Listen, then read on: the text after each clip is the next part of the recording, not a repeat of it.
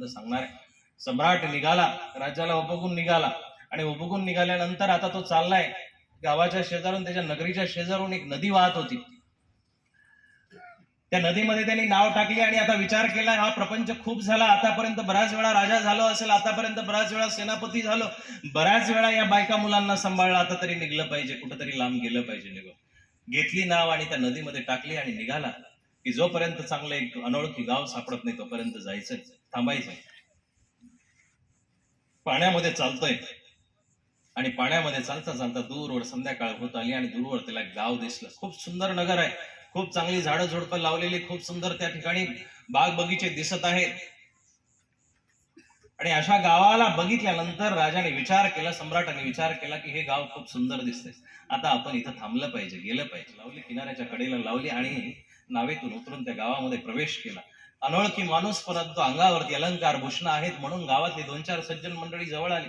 सज्जन मंडळीने बघितलं की कोणीतरी आहे, सम्राटासारखा, राजासारखा दिसतोय.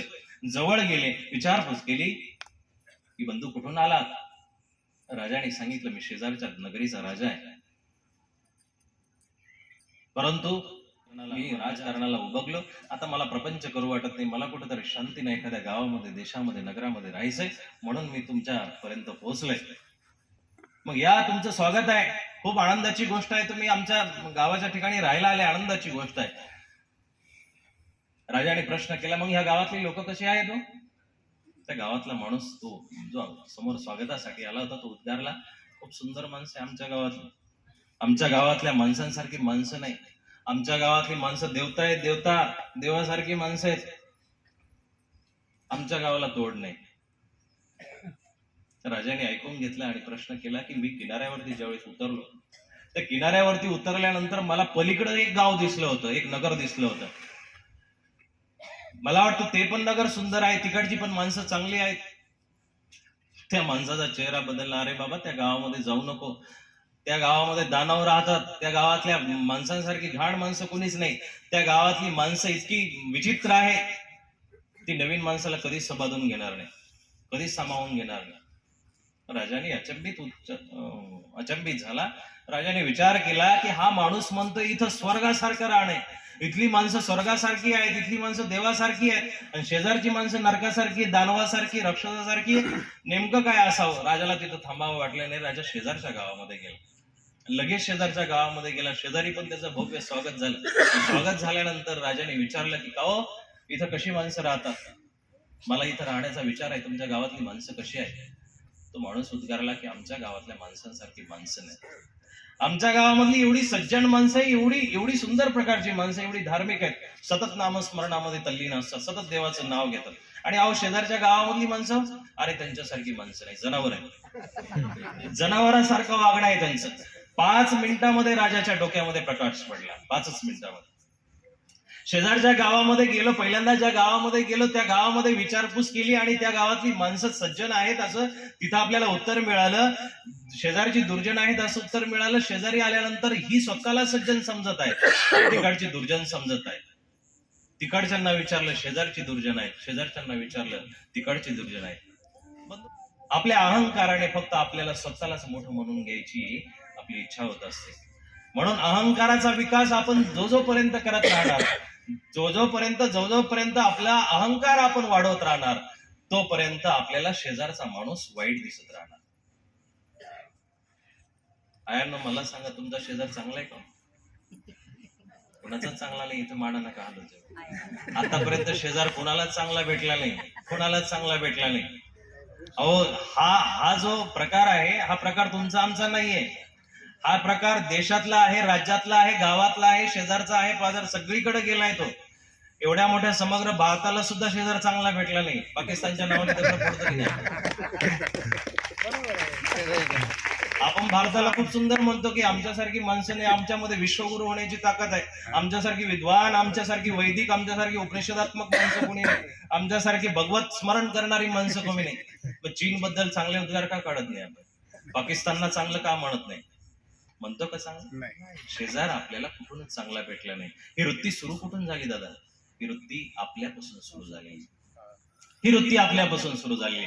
आपण आपल्या घरापासून ही सुरुवात केलेली आहे. आपल्या घरापासून आपल्याला सुरुवात करायला जमलं नाही म्हणून आपण शेजाऱ्याविषयी वाईट बोलतो.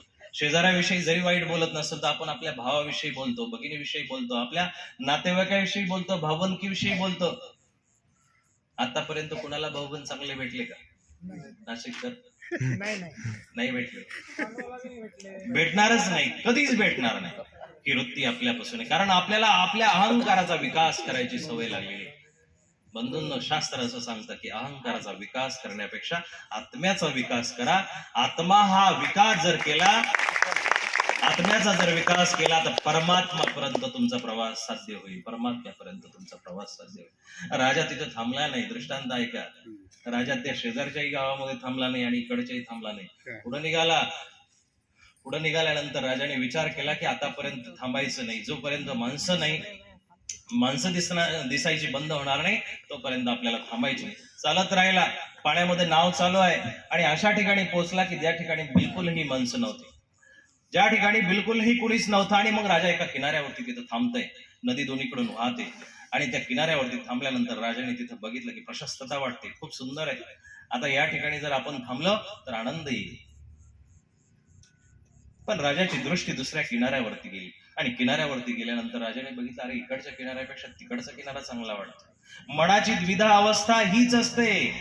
ज्यावेळेस प्रपंचामध्ये असाल त्यावेळेस परमार्थ चांगला वाटतो आणि परमार्थिक माणसाला विचारा, अरे नाही त्यांची मजा आहे हो. प्रपंचिक माणसाची तर खूप सुंदर मजा आहे त्यांची, त्यांच्यासारखे तर ऐशाराम कोणी करत नाही. परमार्थिक जो परिपक्व नाही बरं का, पक्व माणसाला विचारा, तो म्हणून त्यांच्यासारखे नरकामध्ये कोणीच मान. मग ते काक्षुराचा दृष्टांत सांगतात की कावळ्यासारखं नैवेद्य सारून इकडून तिकडून तुमच्या प्रपंचामध्ये तुम्ही इकडेही शोधायचा प्रयत्न केला, तिकडेही शोधायचा प्रयत्न केला, इकडूनही बघण्याचा प्रयत्न केला, तयाचे सार ते अमित देखील. त्यातून चांगलं काय निघणार आहे आयांना? चांगलं काहीच निघणार नाही. पण आपल्याला तरीही ते शोधायचा प्रयत्न करण्याची सवय लागलेली आहे. त्या नाशिवंत प्रपंचामध्ये आपण शोधण्याचा प्रयत्न करतो. राजाने दुसऱ्या किनाऱ्याकडे बघितलं, दुसरा किनारा राजाला सुंदर वाटला. दुसऱ्या किनाऱ्यावरती गेला आणि तिकडून इकडे किनाऱ्यावरती बघितलं, त्यावेळेस इकडचा किनारा त्याला सुंदर वाटला. मग तो राजा विचार करतोय, साहेब अरे हे मनाची अवस्था तर कधीच संपणार नाही. हे मन द्विधा अवस्थेमध्ये हमेशा राहणार आहे, नेहमी राहणार आहे. द्वंद्वैर विमुक्ता 15वा अध्याय जर तुम्ही वाचला, एक एक शब्द महत्वाचा आहे. तुम्हाला पहिला एक शब्द उद्गारला मी, अध्यात्म नित्य. या शब्दाचा अर्थ असा आहे की इथं आल्यानंतर 10 दिवस 240 तास तुम्ही अध्यात्मनित्य राहिले पाहिजे, अध्यात्मनित्य झाले पाहिजे. नित्य म्हणजे नेहमी अध्यात्मामध्ये तुम्ही तल्लीन राहिले पाहिजे, तरच तुम्ही आध्यात्मिक आहात. नाही तर तुम्ही फक्त एक गर्दीचा हिस्सा आहात. लक्षात घ्या, कडू बोलतोय परंतु महत्वाचं सांगताय. गर्दीचा हिस्सा होऊ नका, अध्यात्माचा हिस्सा व्हा. परमात्म्याची कृपा सामान्य लोकांवरती विशेष करून का असते? कारण परमात्मा हा सामान्य लोकांमध्येच अवतरित होत असतो. ईश्वराने सगळ्यात जास्त ऑर्डिनरी पीपल का निर्माण केली, जनता का निर्माण केली? त्याचं कारणच हे आहे, परमात्म्याला सामान्य लोक आवडत असतात. दुर्योधन का मेवा त्यागो साग विदुर्गर खाय. देव विदुराच्या घरी आनंदाने जातात, तिथं केळाचे सालतं खातात. दृष्टांत खूप मोठा आहे, परंतु तुम्हाला उदाहरण स्वरूप सांगायचं म्हणजे परमात्म्याला मोठी माणसं आवडत नाही. जर ईश्वराला मोठी माणसं आवडत असती तर सगळे अंबानी निर्माण झाले असते, सगळे टाटा बिर्ला निर्माण झाले असते. नाही, सामान्य होण्याचा प्रयत्न करा. जितकं तुम्ही सामान्य होण्याचा प्रयत्न कराल, जितकं तुम्ही लहान होण्याचा प्रयत्न कराल, जितकं तुम्ही छोटं होण्याचा प्रयत्न कराल, तितकं परमात्म्याचं लक्ष तुमच्यावरती असणार आहे, तितकं परमात्म्याचं लक्ष तुमच्यावरती असणार आहे. हा प्रपंच गोळा केला म्हणून तुम्ही मोठे नाहीये साहेब. प्रपंच गोळा केला म्हणून तुम्हाला मोठं म्हणता येणार नाही. हा कुणी निर्माण करतो. कुणी बाजारामध्ये एखादी स्त्री निर्माण उभी राहिली, तिच्याकडे सुद्धा पैसे येतात. एखादा माणूस नीतिमत्ता विकायला सुरुवात करतो, त्याच्याकडे लगेच संपत्ती यायला सुरुवात होते. मोठी माणसं तीच आहे जगाच्या पाठीवरती. नीट बघा, सज्जनांना मोठं होता येत नाही. सज्जनाला मोठं होता येत नाही, सज्जनाला कधीच मोठं होता येत नाही. जगाच्या पाठीवरती जेवढी माणसं आहेत ती दुर्जन चुकीच्या पद्धतीने मोठी होतात, पण ते भौतिक मोठं होणं आहे. ईश्वराच्या नजरेमध्ये दीन दुबळा मोठा होत असतो. जो दीन आहे, गरीब आहे, रंक आहे, स्वतःला शौच समजणार आहे, स्वतःला हीन समजतो. प्रभो मैं अमित दोषों से भरा हूं, नजर नीची करके तेरे आगे खड़ा हूं. विकारों की पूंजी मैं लाया कमा कर, क्षमा कर प्रभू मेरे मुझको क्षमा कर. ज्याच्या मनामध्ये नेहमी प्रायश्चित भरलेलं आहे, ज्याच्या मनामध्ये नेहमी हा अहोभाव आहे, ही भावना आहे की हे ईश्वरा परमात्म्या 800 वर्ष झाले रे तू आमच्यापासून लांब गेला. किती आम्ही स्वतःला अभागी समजावं, याच्यापेक्षा दुर्भाग्य आमचं काय आहे? आमचं दुर्भाग्य काय आहे? हे परमात्म्या 800 वर्ष झाले तुझं दर्शन नाही ह्या पृथ्वी तलावरती एवढ्या दिवस, आणि तू आहेस. दत्तात्रय महाराजा तू चतुर्युगामध्ये आहेस, चक्रधर महाराजा 1000 वर्षापर्यंत तू आहेस, परंतु एक झलक ना दिसावी तुझी मला. इतकं अभागी पण माझं, इतकं स्वतःचं दुर्दैव, तू मला इतकं दीन समजावं, दुर्दैवी समजावं. परमात्म्याला कुठंतरी रडून पडून प्रार्थना करा की देवा तुझ्या चरणाचा एकदा तरी आश्रय लाभू दे रे, एकदा तरी तुझ्या चरणाची मला धूळ मस्तकाला लागू दे, एकदा तरी तुझ्या चरणाजवळ मला दंडवत करायची माझी इच्छा आहे. ती इच्छा माझी एकदा तरी तू पूर्ण कर परमात्म्या.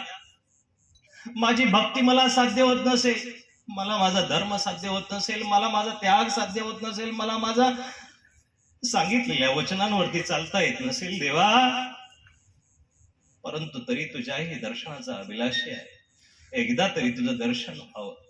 ही दुरी जी आहे, हा जो पडदा आहे, हा कुठंतरी थांबव रे बाबा, कुठंतरी थांबव. अनंत जन्मापासून जो भरकटत आलेला आहे, अनंत जन्मापासून मी ह्या विवंचनेमध्ये पडलेला आहे, संसारामध्ये पडलेला आहे. अनेक वेळा प्रपंच केले असतील, अनेक वेळा मी नको त्या गोष्टी केल्या असतील, अनेक वेळा ह्या प्रपंचाला साक्षी ठेवलो असेल, पण देवा ह्या जन्मामध्ये तरी तू मला स्वीकार करावं, या जन्मामध्ये तरी तू स्वीकार कर रे बाबा. तळमळ पाहिजे, तळमळ पाहिजे. उगाच गाठ्या फिरवण्यामध्ये आयुष्य घालू नका. माझं सरळ बोलणं आहे तुम्हाला. अरे एक मणी फिरवल्यानंतर सुद्धा त्याच्यामधून असा आवाज आला पाहिजे, श्री चक्रधरा तुला आता येणंच येणंच गरजेचं आहे. हजारो मणी फिरवून, हजारो गाठ्या करून त्याच्यावरती तुम्ही ते धागे लावून आणि त्या गाठ्या मोजत बसण्यामध्ये आयुष्य घालू नका. असा आवाज द्या, असा आवाज द्या. रस्त्यावरती एखाद्या खड्ड्यामध्ये पडल्यानंतर जोरात किंकाळी मारून आई म्हणतो की नाही, आई तू आली पाहिजे, मला लागलंय आता. तशी ती अनंत जन्माची आपली माऊली आपल्यापासून दुरावून गेली, तिला बोलवायला आपण कमी पडतोय, तिला बोलवायला आपण कमी पडतोय. ते बोलावणं आपल्याला खऱ्या अर्थानं जमलं का हो? स्मरण साध्य होत असेल तुम्हाला, यात किंचितही त्याच्यामध्ये शंका नाही. तुम्हाला स्मरण साध्य होत असेल, तुम्हाला स्थान साध्य होत असेल, तुम्हाला प्रसाद साध्य होत असेल, तुम्हाला भिक्षुक वासनिकाची सेवा साध्य होत असेल, पण आयांनो देव साध्य झाला का हो? देव भेटला का? आपली भूक फक्त दयाची जी भूक आहे ती आपण पाण्यावरती घालण्याचा प्रयत्न करतोय. सोन्याची जी भूक आहे ती लोखंडाच्या अंगठ्यांमध्ये आपण घालून मन मारण्याचा प्रयत्न करतोय. एखाद्या गरीब माऊलीकडे फाटलेलं लुगडं असावं, तिनं तिचं अंग झाकण्यासाठी त्या लुगड्याला थिगळ घालावं आणि अंग झाकावं. त्याच पद्धतीनं दुर्दैवी अवस्था आपली झालेली बदलून आपण फक्त मनाच्या समाधानासाठी या गोष्टी करतोय, पण मनाचं समाधान त्याच व्यक्तीचं होत असतं की ज्याला तेरे बिना रहा न जाए, तो परमात्मा भेटल्याशिवाय चैन येत नाही. त्याच मनाचं समाधान खऱ्या अर्थानं, त्याच माणसाचं समाधान आहे. तोच माणूस खऱ्या अर्थानं धार्मिक म्हणता येईल, तोच माणूस आचारनिष्ठ म्हणता येईल, तोच माणूस खऱ्या अर्थानं परमात्म्याच्या भक्तीसाठी निघालेला म्हणता येईल. विरंगुळा नाहीये, एक लक्षात घ्या. धर्म विरंगुळा नाहीये, धर्माची चेष्टा उडू नका. त्याच्या काठीचा ज्यावेळेस वार होईल ना, त्यावेळेस आवाज सुद्धा निघणार नाही तोंडातून, आवाज सुद्धा निघणार नाही. धर्माला चेष्टा समजू नका. धर्म खूप व्यापक गोष्ट आहे, धर्म खूप मोठी गोष्ट आहे. आणि ज्या वेळेस आपण धर्मामध्ये, संप्रदायामध्ये अडकण्याचा प्रयत्न करू, त्या वेळेस आपण बंधनामध्ये आहोत. एक दिवस असा आपल्या जीवनामध्ये आला पाहिजे, आता काहीच नको, ज्ञान नको, तुझी पोथी नको, तुझं चरित्र नको, तुझी गाठी नको, तुझं स्मरण नको, काहीच नको. बस तू हवाय. आणि ती आपली इच्छा ज्या दिवशी जागृत होईल ना, त्याच दिवशी मला वाटतं तुमच्या जीवनामध्ये खऱ्या ज्ञानाचा उदय होईल. त्याच दिवशी तुमच्या जीवनामध्ये खरे श्री चक्रधर स्वामी तुमच्या मनामध्ये अवतरित झालेले असे वाटतील आपल्याला. देवाला आपल्याला आपल्या हृदयामध्ये आणायचं. बाई देव हृदय गम्य, देवाला हृदयामध्ये आणा. तोंडामध्ये आणणारे या मोबाईलमध्ये गाणी लावले चक्रधर स्वामी, ते मोबाईल सुद्धा म्हणतो. स्पीकरवरती एखादं भजन लावा, ते सुद्धा चक्रधर स्वामी म्हणेल. आपण यंत्र आहोत का? यंत्र नाहीये. एवढ्या हजारांमधून लाखोमधून त्या परमेश्वराने आपल्याला निवडलेले, त्या निवडीचा तुम्हाला सार्थ अभिमान असला पाहिजे. सार्थ अभिमान असला की एवढ्या लाखो सृष्टी जीव आहे, 750 काहीतरी अरब कोटी जीव आहेत. त्या जीवांमधून तुम्ही आम्ही फक्त 1000-2000 माणसं आहोत, आणि या 1000-2000 माणसामध्ये आपली निवड आहे, म्हणून त्याचा सार्थ अभिमान आपण घेतलाच पाहिजे. एवढ्या मोठ्या संप्रदायामध्ये, एवढ्या मोठ्या पंथामध्ये, एवढ्या मोठ्या ज्येष्ठ व्यक्तींमध्ये आपल्याला त्यांचं संविधान लाभतंय, त्यांची सेवा लाभते, धर्म लाभतोय, याचा अभिमान जरूर असला पाहिजे. पण ह्या 10 दिवसामध्ये ही तळमळ सुद्धा तुमच्या अंतःकरणामध्ये, हृदयामध्ये असली पाहिजे. 10 दिवसामध्ये एका सेकंदासाठी तरी मी सर्वज्ञ श्री चक्रधर स्वामींचा अनुभव घेऊन जाणार, ही तुमच्यामध्ये तळमळ असली पाहिजे.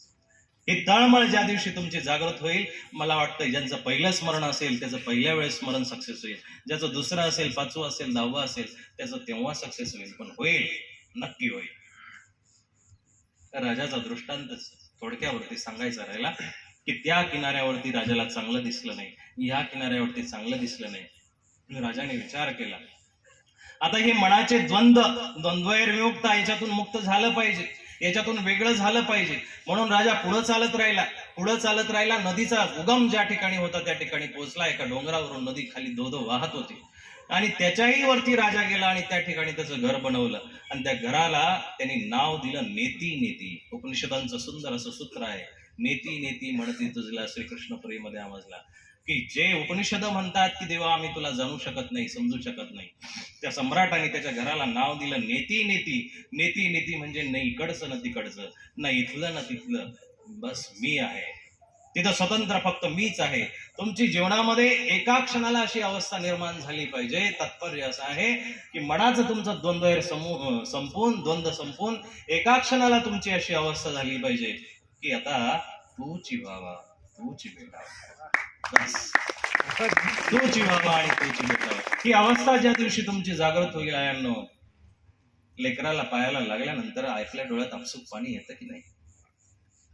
आपल्या एखादा काळजाचा तुकडा असेल, हाताच्या तळहाताच्या फोडाप्रमाणे आपण त्याला जोपासलेलं असतं, सांभाळलेलं असतं, आणि त्याला जर काही झालं तर डोळ्यामधून पाणी येतं की नाही आजी? नश्वर असलेल्या जीवाला ज्यावेळेस थोडस दुःख झालं तरी आपल्या डोळ्यामध्ये पाणी येतं, तरी आपल्याला त्रास होतो. अनंत जन्मापासून हा जीव भरकटतोय. कुत्रा झाला, मांजर झाला, डुक्कर झाला, गाढव झाला, बैल झाला, हत्ती झाला, अनंत प्राण्यांच्या योन्या भोगून आला, आणि एवढं सगळं ज्ञान भगवंतानी ह्या जन्मामध्ये दिलं, तरी पण त्याच्याविषयी दूर गेलेला असल्या कारणानं आपल्याला बिलकुलही पोळ होत नाही. मग जनावर आहोत की माणसं आहोत? आपण आणखीही मनुष्य आणि प्राणी आहोत. आपण मनुष्य झालो नाही, आणखी आपण प्राणी तत्वामध्ये जगतोय. प्राणी तत्व आपलं मेलं पाहिजे, जनावरपणा आपला मेला पाहिजे, आणि धर्माचा खऱ्या अर्थानं आपल्या अंतःकरणामध्ये उदय झाला पाहिजे. त्याच दिवशी परमेश्वर तुमच्या अंतःकरणामध्ये, त्याच दिवशी परमेश्वर तुमच्या अंतःकरणामध्ये पोहोचेल. म्हणून माऊल्यांनो, तुम्ही धर्म वाचवायला निघाले आहात. आमच्या महादाईसांनी धर्म वाचवला हो. थोरपणाची जर थोरवी जर सांगायची असेल तर त्या परमेश्वराने मातेचं स्नेह नैसर्गिक म्हणून स्त्रीला प्रथम अधिकार दिलेला आहे. स्त्रीवरती ममता दर्शवली आहे. स्त्रीला खऱ्या अर्थानं मोठं करायचं काम सर्वज्ञ श्री चक्रधर स्वामींनी केलेलं आहे. आणि तुम्ही सुद्धा धर्माला मोठं करण्यासाठी इथं मोठ्याने उपस्थित आहात. तुम्ही तुमचा नश्वर असलेला कुंकवाचा धनी संपून आता जगाचा शाश्वत असलेला परमात्मा पती करण्यासाठी निघालेला आहात. म्हणून तुमचा खऱ्या अर्थानं मला अभिमान वाटतो. तुम्ही खऱ्या अर्थानं धर्माचे जोपासक आहात, उपासक आहात, जोपासणारे आहात, धर्माला सांभाळणारे आहात. एकच वाक्य या ठिकाणी घेऊन जा की तुम्ही धर्म वाढवा, तुमच्या परिवारामध्ये वाढवा, तुमच्या लेकराबाळांमध्ये वाढवा. आणि तो धर्म छोट्या अंशाने का होईना, जर तो धर्म तुम्ही तुमच्या घरामध्ये लावला तर तोच धर्म सूर्यासारखा अनंत काळापर्यंत प्रकाशित राहील, अनंत काळापर्यंत. म्हणून धर्म हा भौतिक संसारासाठी न करता पारलौकिक संसारासाठी करा. ईश्वर प्रसन्न झाल्यावरती आपण प्रपंच त्याच्यावरती मागू नये. त्याच्याकडे परमेश्वराचं प्रेम मागावं, ज्ञान मागावं. आणि तुम्ही सर्व जर ज्ञान पिपासू आहात, धर्माच्या भावनेने या ठिकाणी एकत्रित झालेला आहात,